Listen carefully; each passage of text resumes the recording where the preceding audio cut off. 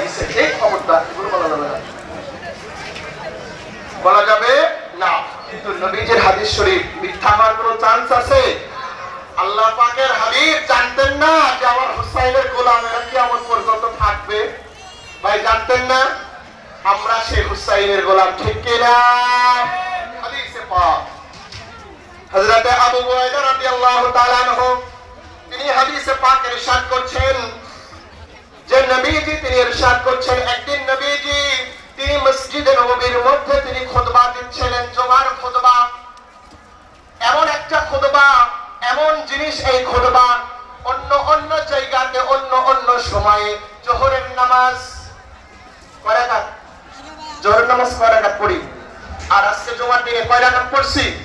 আর 2 রাকাত কোথায় গেল এই খুতবার মধ্যে? কারণ খুতবা শোনা